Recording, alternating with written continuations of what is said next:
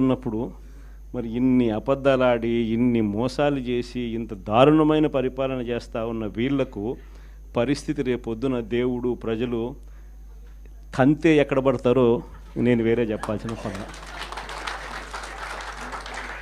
ఈ జగన్ 2లో మాత్రం ఖచ్చితంగా ఎవరైతే పార్టీ కోసం చేసినారో ఈసారి ప్రతి ఒక్కరిని కూడా మర్చిపోకూడదు, డేటాబేస్ క్రియేట్ చేయండి అని చెప్తాను.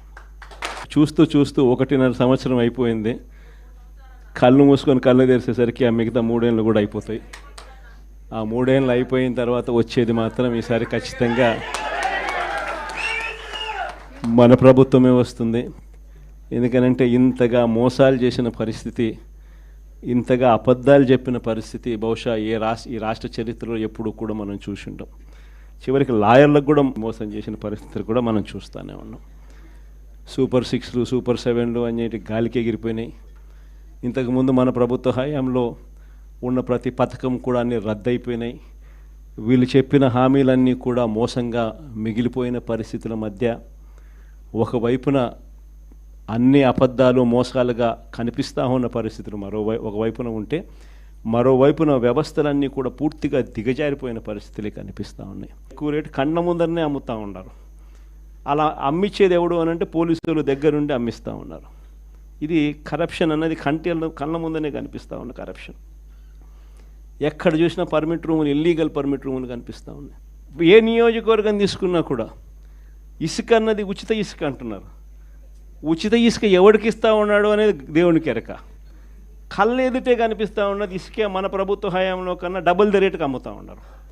మన ప్రభుత్వ హయాంలో అన్న ఇసుకన్నా కనీసం సంవత్సరానికి 700 కోట్లు 750 కోట్లు గవర్నమెంట్కి ఆదాయం వచ్చేది రాయల్టీ రూపేణ. ఇప్పుడు రాయల్టీ రాకపోగా ఇసుకేమో డబుల్ రేటుకి అమ్ముతూ ఉన్నారు. ఏ నియోజకవర్గం తీసుకున్నా కూడా పేకాట క్లబ్బులు దగ్గరుండి నడిపిస్తూ ఉన్నారు ఎమ్మెల్యేల క్యాండిడేట్లు. పోలీసులు దగ్గరుండి ఆ పేకాట క్లబ్బులకు ప్రొటెక్షన్ ఇస్తూ ఉన్నారు. ప్రతి పేకాట క్లబ్ నుంచి నీకింత నాకింత అని పంచుకుంటా ఉన్న కరెక్ట్. ఎన్ని కళ్ళ ముందరే కనిపిస్తూ ఉన్న కరప్షన్. నేనేం వెరైటీ అని చెప్పడం. కాంట్రాక్ట్లు ఇస్తే అమరావతి మామూలుగా 4,500 రూపాయలు కడితే బ్రహ్మాండమైన హైదరాబాదు బెంగళూరు లాంటి ప్లేస్లో కూడా 5 స్టార్ లాబీతో ఫ్లాట్లు నిర్మాణం 4,500 రూపాయలు పెడితే బ్రహ్మాండంగా కడతారు. ఒక రాజకీయ పార్టీలో ఉండి ఒక రాజకీయ నాయకుడిగా, ఒక ఎమ్మెల్యేగా, ఒక మాజీ ఎమ్మెల్యేగా, ఒక మంత్రిగా, మాజీ మంత్రిగా ఎంతమంది ఉన్నా మనల్ని కొన్ని లక్షల మంది, కోట్ల మంది ఫాలో అవుతారు. మనం చేసే బిహేవియర్ కానీ, మనం మాట్లాడే మాట కానీ, మన బాడీ లాంగ్వేజ్ కానీ అవతల వాళ్ళకి ఒక ఇన్స్పైరబుల్గా ఉండాలి కానీ చీకొట్టే రకంగా ఉండకూడదు. మనల్ని చూసి మంచి నేర్చుకోవాలి కానీ మనల్ని చూసి చెడు నేర్చుకోకూడదు. మనల్ని చూసి ఒకరికి ఆదర్శంగా నిలబడాలి అని అనిపించుకోవాలి కానీ ఒకరిని చూసి ఇలా మాత్రం ఉండకూడదు అనిపించుకోకూడదు అనే సందర్భం చాలా సందర్భాల్లో చెప్తున్నాం. జగన్మోహన్ రెడ్డి ఫార్వర్డ్ చేస్తే, వాట్సాప్లో ఫార్వర్డ్ చేస్తేనే కేసులు పెడుతున్నారు అని మాట్లాడుతున్నాడు. జగన్మోహన్ రెడ్డి గారు మీరు మాట్లాడుతున్నారా అండి దాని గురించి? వాట్సాప్లో చిన్న మెసేజ్ ఫార్వర్డ్ చేసినందుకు 60 సంవత్సరాలు పైబడిన రంగనాయకమ్మ గారు ఒక సామాజిక కార్యకర్తను తీసుకెళ్లి సిఐడి ఆఫీసులో ఏ టైంలో కూర్చోబెట్టారు మీరు మర్చిపోయారా? అదే అంకబాబు గారిని ఏ టైంలో తీసుకెళ్ళి కూర్చోబెట్టారు ఒక జర్నలిస్ట్ని మీరు మర్చిపోయారా? అప్పట్లో నలంద కిషోర్ గారిని ఒక ఆయన ఇలాగే వాట్సాప్ మెసేజ్ పంపించినందుకు ఏం చేశారు మీరు మర్చిపోయారా? ఒక ట్వీట్ని రీట్వీట్ చేసినందుకు ఇప్పుడు ఎమ్మెల్యే అప్పుడు మన గౌతి శిరీష గారిని తీసుకెళ్లి సిఐడి ఆఫీసులో ఎంతసేపు కూర్చోబెట్టారో మీరు మర్చిపోయారా? ఇలాంటి ఎగ్జాంపుల్స్ తీయాలంటే మేము చాలా తీయొచ్చండి. ఇటువంటి పరిస్థితులు ఉన్న ఈ నేపథ్యంలో నేను ఒకటే కోరుకుంటున్నా జగన్మోహన్ రెడ్డి ఈరోజు మహిళలకి క్షమాపణ చెప్పాలి. ఎందుకంటే ఒక మహిళ గురించి నీచంగా మాట్లాడిన వాడి ఇంటికి వెళ్ళి నువ్వు పరామర్శ చేస్తున్నావంటేనే మహిళల పట్ల నీకున్న చిత్తశుద్ధి అర్థమవుతుంది. మహిళలకి ఎట్టి పరిస్థితుల్లోని కూడా క్షమాపణ చెప్పాల్సిన బాధ్యత జగన్మోహన్ రెడ్డి క్లియర్ కట్గా బయటకు వచ్చి పోలీసుల మీద దుమ్మెత్తిపోయటం, పోలీసులు నోటుకొచ్చినట్టు మాట్లాడడం, చంద్రబాబు నాయుడు గారి గురించి నోటుకొచ్చినట్టు మాట్లాడడం, లోకేష్ గారి గురించి నోటుకొచ్చినట్టు మాట్లాడడం. ఈరోజు ఆంధ్రప్రదేశ్ పరిస్థితి ఏంటి? ఆంధ్రప్రదేశ్ను ఒక గాడిలో పెట్టడానికి ముఖ్యమంత్రి గారు ఎంత కష్టపడుతున్నారు? ఒక ప్రతిపక్ష నాయకుడు హోదా లేకపోయినా ప్రతిపక్ష పార్టీకి ఒక నాయకుడిగా ఉన్నందుకు నువ్వు ఇవ్వాల్సిన ఒక సద్విమర్శలు చేయకుండా నోటుకొచ్చినట్టు ఇలాంటి మసిపూసి మారేడుకాయలు చేసే పరిస్థితి చేస్తూ ఉంటే ప్రజలు నిన్ను నమ్ముతారా? నువ్వు చేసిన ఆ రోజు చేసిన కోడికత్త వ్యవహారం, గులకరాయి వ్యవహారం అక్కడితో క్లోజ్. ఇంకా అక్కడి నుంచి ప్రజలు నమ్మే పరిస్థితులు అయితే కనిపించట్లే. ఈరోజు మేము పరదాలు పెట్టట్లే, మీకు హౌస్ అరెస్టులు చేయట్లే, మీకు పర్మిషన్లు ఇస్తామంటున్నాం, కనీసం మహిళల మీద కన్సర్న్ లేదు. నేను ఈరోజు క్లియర్గా జగన్మోహన్ రెడ్డి గురించి చెప్తున్నా, నువ్వు నిజంగా యాత్ర చేయాలి, నిజంగా పరామర్శించాలంటే ప్రశాంతి రెడ్డి గారి ఇంటికి వెళ్ళి పరామర్శించు, కనీసం నీ మీద ఒక నమ్మకమైనా వస్తుంది ఎవరికైనా.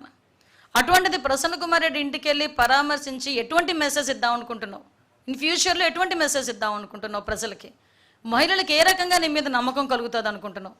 నీ పార్టీలో ఉన్న వాళ్ళు నోటికి వచ్చినట్టు మాట్లాడితే కట్టడి చేయలేని పరిస్థితిలో నువ్వు ఉండే పరిస్థితి నీది. అది ఈరోజు ఒకటే క్లియర్గా చెప్తున్నానండి, జగన్మోహన్ రెడ్డి ఎట్టి పరిస్థితుల్లోనైనా మహిళలకి క్షమాపణ చెప్పాలి, తల్లికి చెల్లికి క్షమాపణ చెప్పాలి, మహిళలందరికీ కూడా క్షమాపణ చెప్పాల్సిన పరిస్థితి ఉంది.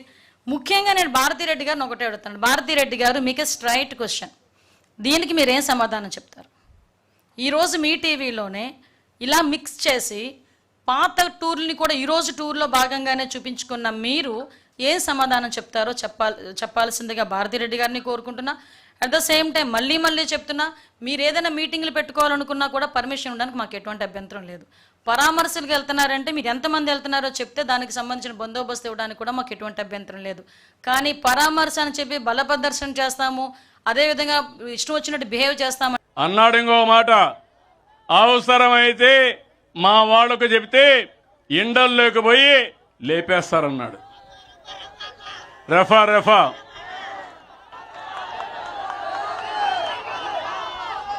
ఒకసారి ఆమారా, నేనే ముఖ్యమంత్రి. ఈరోజు రాజకీయాలు నెటివి ప్రజల కోసం పనిచేయాలి.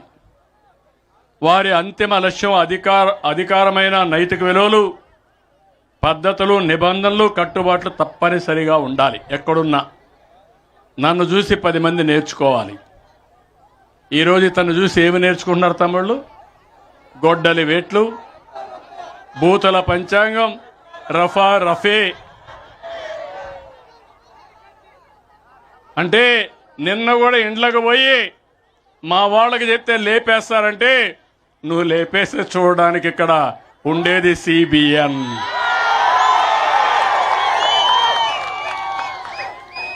గౌరవించా, ఎంతో మంది వ్యక్తులను చూసా. ఇంత మునుపు మీరు చూసి తీవ్రవాదుల పైన పోరాడా, ముఠా నాయకుల పైన పోరాడా, కమ్యూనల్ వైలెన్స్ తెచ్చే వాళ్ళపైన పోరాడా. పేదవాళ్ళ ప్రాణాలు కాపాడడానికి, మీ ఆస్తులు కాపాడడానికి నేను చేశా. ఇప్పుడు సాక్షాత్తు ఇలాంటి నేరస్తులు రాజకీయాల ముసుగులో వస్తున్నారు. ఇప్పుడు నేను ముందు నేరస్తుల రాజకీయ ముసుగు తీసి నేరస్తుల్ని నేరస్తులుగానే పరిగణించాలి, అవునా కాదా అని మిమ్మల్ని అడుగుతున్నా. చేయమంటారా లేదా అని మిమ్మల్ని అడుగుతున్నా. వచ్చి రోడ్ల మీదకి లాగడానికి ఎంతసేపు పడద్దు అనుకుంటున్నావు? నువ్వు దిగుచ్చాను అనుకుంటున్నావా? నువ్వెంత, నీ బతుకెంత, నీ స్థాయి ఎంత?